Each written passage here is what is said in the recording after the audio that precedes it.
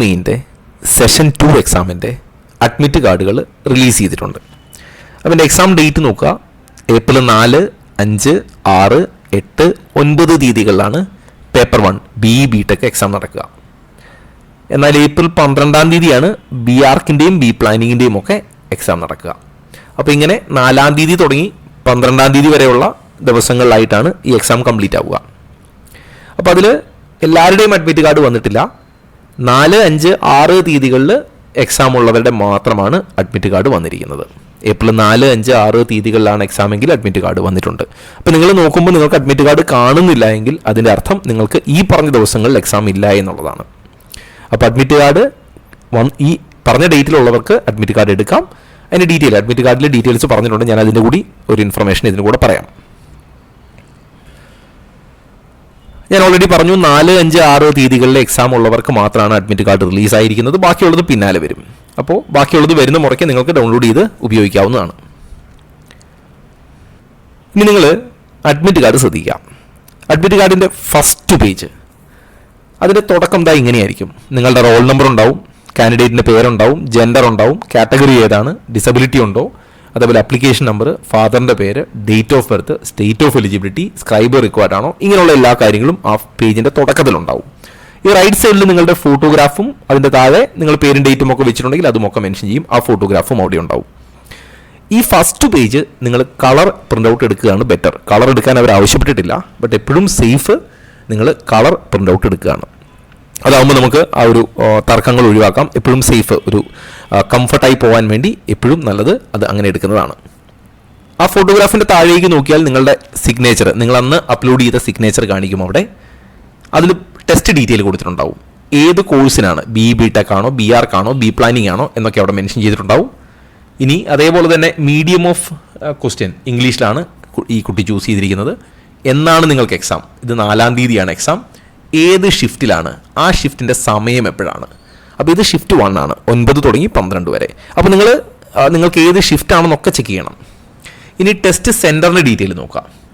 Reporting എപ്പോഴാണ് പറഞ്ഞിരിക്കുന്നത്? 7:20 തുടങ്ങി 8:30-ക്കുള്ളിൽ റിപ്പോർട്ട് ചെയ്യാനാണ് പറഞ്ഞിരിക്കുന്നത്. അപ്പോൾ നമുക്ക് 9 മണിക്കാണല്ലോ എക്സാം. അപ്പോൾ പിന്നെ 8:30-ക്ക് ചെന്നാൽ പോരെ എന്ന് ചോദിച്ചാൽ ആ സമയങ്ങളിൽ ചിലപ്പോൾ ഒരുപാട് കുട്ടികളുള്ളത് കൊണ്ട് ആ ഫ്രിസ്കിംഗ് പ്രോസസ്സ് പ്രോപ്പർലി നടക്കില്ല. അതുകൊണ്ട് ടെൻഷൻ ഒഴിവാക്കാൻ ഈ 7:20-ന് ശേഷം 8:30 വരെയുള്ള സമയത്ത്, അതായത് നിങ്ങൾക്ക് തന്നിരിക്കുന്ന റിപ്പോർട്ടിംഗ് ടൈം അറ്റ് സെൻറ്ററിലെ ഈ ഡ്യൂറേഷൻ ഏതാണോ ആ സമയത്ത് റിപ്പോർട്ട് ചെയ്യാൻ ശ്രദ്ധിക്കുക. പിന്നെ ഏത് സ്റ്റേറ്റിലാണ്, അതേപോലെ ടെസ്റ്റ് സെൻറ്ററും കോഡും എവിടെയാണ് പറഞ്ഞിരിക്കുന്നത്, അതിൻ്റെ അഡ്രസ്സും, ഇത്രയും കാര്യങ്ങൾ ഡീറ്റെയിൽ ഉണ്ടാവും. ഇനി ഗേറ്റ് ക്ലോസിംഗ് ടൈം ഉണ്ടോ? 8:30 കൊടുത്തിരിക്കുന്നത്. അതായത് 8:30-ക്ക് ശേഷം നിങ്ങൾ ചെന്നാൽ നിങ്ങൾ എക്സാം ഹോളിൽ കയറ്റില്ല. ഗേറ്റ് ക്ലോസിംഗ് ആണ്. അപ്പോൾ 8:30-ക്ക് മുമ്പ് ചെല്ലണം, ഈ 7:20-ന് ശേഷം ചെല്ലണം. അപ്പോൾ ആ ടൈം ഒന്ന് ശ്രദ്ധിച്ചേക്കുക. ഇനി അതേ ഫസ്റ്റ് പേജിൻ്റെ താഴെ തന്നെ നിങ്ങൾക്കൊരു സെൽഫ് ഡിക്ലറേഷൻ ഉണ്ടാവും. അതിൽ ഇവിടെ നിങ്ങളുടെ പേര് എഴുതുക, റെസിഡൻറ്റ് ഓഫ് നിങ്ങളുടെ സ്ഥലം എഴുതുക. എന്നിട്ട് ഈ ആപ്ലിക്കേഷനിൽ അല്ലെങ്കിൽ അഡ്മിറ്റ് കാർഡിൽ പറഞ്ഞിരിക്കുന്ന ഇൻസ്ട്രക്ഷൻസൊക്കെ നമ്മൾ വായിച്ചു എന്നൊക്കെ ഉള്ള ഒരു അഫിഡവിറ്റാണ്. അത് കംപ്ലീറ്റ് ചെയ്യുക. എന്നിട്ട് ഈ ഫസ്റ്റ് പേജിൻ്റെ താഴെ ലെഫ്റ്റ് സൈഡിൽ താഴെ ഇവിടെ നിങ്ങളുടെ ഫോട്ടോ പേസ്റ്റ് ചെയ്യണം. ഏത് ഫോട്ടോ ആണ്? നമ്മൾ അഡ്മിറ്റ് കാർഡിൽ തൊട്ട് മേലെ, നമ്മൾ ഈ അഡ്മിറ്റ് കാർഡിൻ്റെ മേലെ കണ്ട ആ ഫോട്ടോ ഇല്ലേ അപ്ലോഡ് ചെയ്തപ്പോൾ കൊടുത്ത അതേ ഫോട്ടോ തന്നെ ഇവിടെ പേസ്റ്റ് ചെയ്യണം. അപ്പോൾ അതിൽ പേരുണ്ടോ ഡേറ്റ് ഉണ്ടോ ഇതൊന്നൊരു പ്രശ്നമല്ല. ആ ഫോട്ടോ സെയിം ആയിരിക്കണം. ഇത് വീട്ടിൽ നിന്ന് തന്നെ ചെയ്തിട്ട് പോവുക. അവിടെ സെൻട്രലിൽ ചെന്നിട്ടല്ല, വീട്ടിൽ നിന്ന് തന്നെ ഇത് പേസ്റ്റ് ചെയ്യുക. അതുപോലെ കുട്ടിയുടെ ലെഫ്റ്റ് ഹാൻഡ് തമ്പ് ഇംപ്രഷൻ, ഇടത് കൈയുടെ തള്ളവിരലിൻ്റെ ഇംപ്രഷൻ ഈ കോളത്തിലെടുക്കുക. ഇതും വീട്ടിൽ നിന്ന് എടുക്കണം. സെൻട്രലിൽ ചെന്നിട്ടല്ല, വീട്ടിൽ നിന്ന്. ഇവിടെ നിങ്ങളുടെ സിഗ്നേച്ചറാണ്, ഇത് ഇടരുത്. ഇത് നിങ്ങൾ ഇൻവിജിലേറ്ററിൻ്റെ പ്രസൻസിൽ മാത്രമേ ഇടാവൂ. ഈ ആദ്യത്തെ 2 കാര്യങ്ങൾ ചെയ്യുക, മൂന്നാമത്തേത് ചെയ്യരുത്. സിഗ്നേച്ചർ നിങ്ങൾ ഇൻവിജിലേറ്ററിൻ്റെ പ്രസൻസിലാണ്. അപ്പോൾ നമ്മുടെ ഫസ്റ്റ് പേജിൻ്റെ കാര്യം തീരുമാനമായി. ഇനി നിങ്ങളുടെ സെക്കൻഡ് പേജാണ്. സെക്കൻഡ് പേജിൽ ഇൻസ്ട്രക്ഷൻസ് തുടങ്ങുകയാണ്. അപ്പോൾ ഇൻസ്ട്രക്ഷൻസിൽ ഞാൻ എല്ലാ ഇൻസ്ട്രക്ഷനും പറയുന്നില്ല, മേജർ ഇൻസ്ട്രക്ഷൻസ് മാത്രം. അതായത് എക്സാം ഹോളിലെ ഗേറ്റ് ക്ലോസിംഗ് ടൈമിന് മുമ്പ് ചെല്ലണം. അതേപോലെ നിങ്ങൾക്ക് അലോട്ട് ചെയ്തിരിക്കുന്ന സമയത്താണ് നിങ്ങൾ അവിടെ റിപ്പോർട്ട് ചെയ്യേണ്ടത്. എക്സാമിൻ്റെ ഇടയ്ക്ക് നിങ്ങൾ പുറത്തു പോയാൽ വീണ്ടും നിങ്ങൾ തിരിച്ച്, അതായത് ടോയ്ലറ്റിലോ മറ്റോ പോവുകയാണെങ്കിൽ തിരിച്ചു വരുമ്പോഴും ഫ്രിസ്കിംഗ് പ്രോസസ്സ് ഉണ്ടാവും. അങ്ങനെ അതുപോലെ മാൽ പ്രാക്ടീസ് ചെയ്യരുത്. അങ്ങനെയുള്ള നിങ്ങളുടെ ബിലോങ്ങിങ്സ്, നിങ്ങൾ കൊണ്ടുവന്ന സാധനങ്ങൾ നിങ്ങൾ തന്നെ സൂക്ഷിക്കണം. അത് ഹോളിനുള്ളിൽ കയറ്റാൻ സമ്മതിക്കില്ല. മൊബൈൽ ഫോണുകൾ അല്ലെങ്കിൽ അങ്ങനെയുള്ള ഗാഡ്ജറ്റുകൾ ഒന്നും പെർമിറ്റ് ചെയ്യില്ല. ഇങ്ങനെയുള്ള ജനറൽ എല്ലാ എക്സാമിനുമുള്ള കോമൺ ഇൻസ്ട്രക്ഷൻസ് ആണ്. അത് പിന്നെ സാധാരണ നമ്മളൊരു എക്സാം എഴുതാൻ പോകുമ്പോൾ ശ്രദ്ധിക്കേണ്ട എല്ലാ കാര്യങ്ങളാണ്.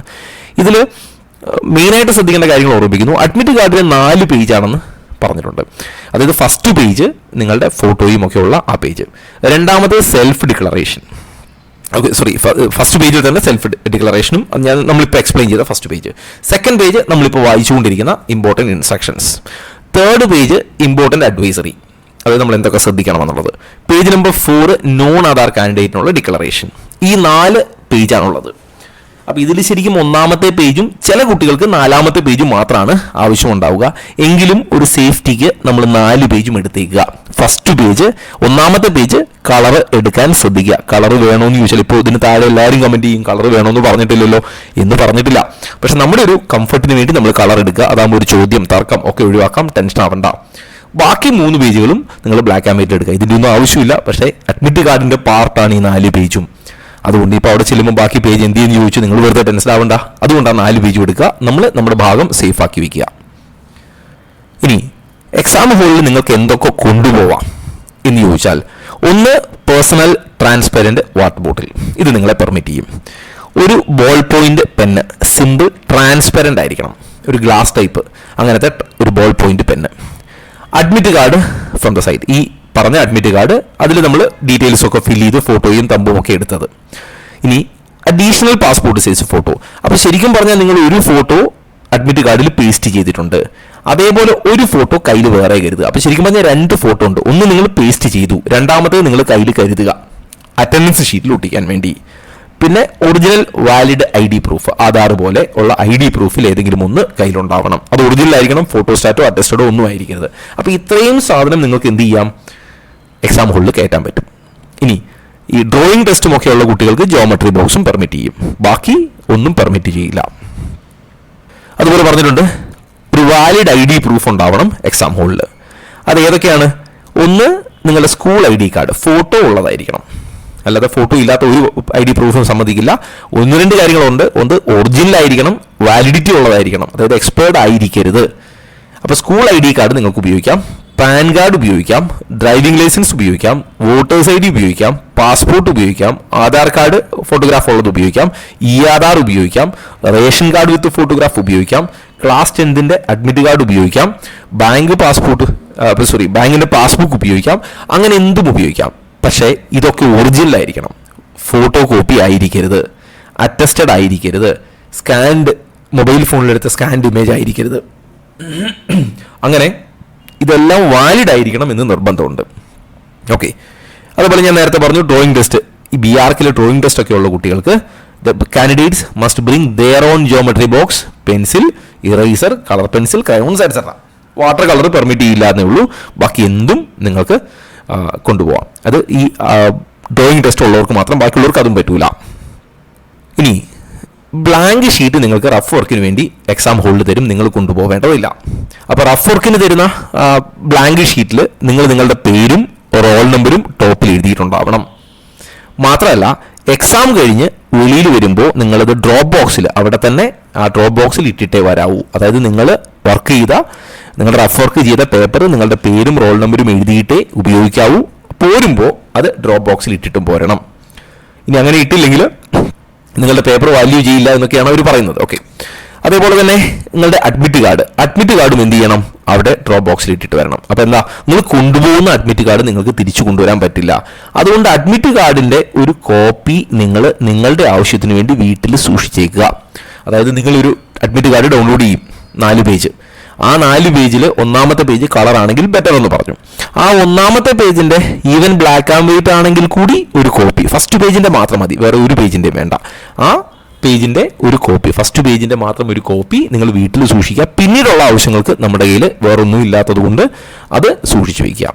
ഓക്കെ, അപ്പോൾ നിങ്ങൾ ഒന്നുകൂടി ഓർക്കുക, നിങ്ങൾ വർക്ക് ചെയ്ത റഫ് വർക്ക് ചെയ്ത പേപ്പറും നിങ്ങളുടെ അഡ്മിറ്റ് കാർഡും അവിടെ കൊടുത്തിട്ടാണ് തിരിച്ചു വരുന്നത്. ഇനി 4ാമത്തെ പേജ് ഇങ്ങനെ ഒരു ഡിക്ലറേഷനാണ് നോൺ ആധാർ കാൻഡിഡേറ്റിന്. അതായത് കുറേ കുട്ടികൾ ABC ID ഉപയോഗിച്ചും ഡിജി ലോക്കർ ഉപയോഗിച്ചും ഒക്കെ അപ്ലൈ ചെയ്തിട്ടുണ്ട്. അപ്പോൾ അവരുടെയൊക്കെ ഈ ബയോമെട്രിക്സിൻ്റെ ഇഷ്യൂസ് ഇല്ല. പക്ഷെ ചില കുട്ടികൾ ആധാർ വെച്ച് കൊടുത്തപ്പോൾ ആധാർ നോട്ട് വെരിഫൈഡ് എന്നൊക്കെ കാണിക്കും. അങ്ങനെ ആധാർ നോട്ട് വെരിഫൈഡ് എന്ന് കാണിക്കുന്ന കുട്ടികൾക്കൊക്കെ എന്താണ്, ഈ ഡിക്ലറേഷൻ ഫോം നിർബന്ധമാണ്. അപ്പോൾ ഈ ഡിക്ലറേഷൻ ഫോം കൊണ്ടുപോകും. അപ്പോൾ നിങ്ങൾക്കൊരു സംശയം ഉണ്ടാവും, ഞാനിത് കൊണ്ടുപോകേണ്ടതുണ്ടോ, എനിക്കിതിൻ്റെ ആവശ്യം വരുമോ? നിങ്ങൾ ഇതിൻ്റെ ഒരു കോപ്പി കയ്യിൽ വെച്ചോളൂ. അപ്പോൾ ആ ഇഷ്യൂ ഇല്ല. നിങ്ങൾ അവിടെ ചെന്ന് കഴിയുമ്പോൾ അവർ പറയാണ് നിങ്ങളുടെ ആധാർ വെരിഫൈഡ് അല്ല എന്നാണ് കാണിക്കുന്നത്. അപ്പോൾ നിങ്ങൾക്ക് ഫില്ല് ചെയ്ത് കൊടുത്താൽ മതി.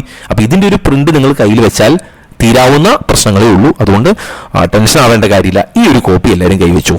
കാരണം എൻ്റേത് വെരിഫൈഡ് ആണോ എന്നൊക്കെ ഈ ലാസ്റ്റ് സമയങ്ങളിൽ നമ്മൾ ചിന്തിച്ച് ടെൻഷൻ ആവണ്ട.